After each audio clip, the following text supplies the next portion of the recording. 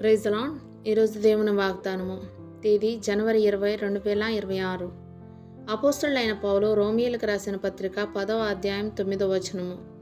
యేసు ప్రభు అని నీ నోటితో ఒప్పుకొని దేవుడు మృతుల్లో నుండి ఆయనను లేపినని నీ హృదయమందు విశ్వసించిన ఎడల నీవు రక్షింపబడదువు. ఆమేన్. నీ నోటితో నువ్వు ఒప్పుకోవాలి అని అంటున్నాడు. మనం అలా చేశామా? మనకున్న విశ్వాసాన్ని బహిరంగంగా మనం ఒప్పుకున్నామా? దేవుడు ఆయన మృతుల్లో నుండి లేపాడన్న మన నమ్మకాన్ని దేవుని విధానంలో మనం ఒప్పుకున్నామా? ఈ ప్రశ్నలకు మనం యథార్థంగా సమాధానం చెప్పాలి. హృదయమందు విశ్వసించాలి అని కూడా అంటున్నాడు. ప్రభు అయిన యేసుక్రీస్తు మరణించి తిరిగి లేచాడన్న సత్యాన్ని నిజంగా మనం నమ్ముతున్నామా?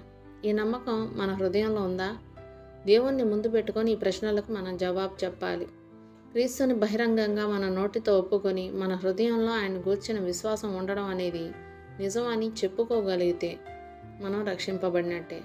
వాక్యంలో రక్షణ పొందొచ్చు అని లేదు. ఆకాశంలో సూర్యుడు ఉన్నంత స్పష్టంగా నీవు రక్షింపబడదువు అని తేటగా రాయబడి ఉంది. ఒక విశ్వాసిగా యేసును ఒప్పుకునే వానిగా ఈ వాగ్దానం మీద చేతులుంచి ఈ క్షణంలోనూ మన జీవిత కాలం అంతా చివరికి మన మరణ గడియలోనూ రాబోయే ఆ తీర్పు దినాన్ని కూడా ఆయన గురించి సాక్ష్యం చెబుదాం. అపరాధ భావం నుండి, పాపపు బలం నుండి, పాపం వలన వచ్చే శిక్ష నుండి, చెప్పాలంటే పాపపు నైజం నుండి కూడా మనం రక్షణ పొందుతున్నాం. నీవు రక్షింపబడదు అని దేవుడు చెప్పాడు. ఆ మాటను మనం నమ్ముతున్నాం కదా. మనం రక్షింపబడ్డాం. యుగ యుగములకు దేవునికే మహిమ కలుగును గాక.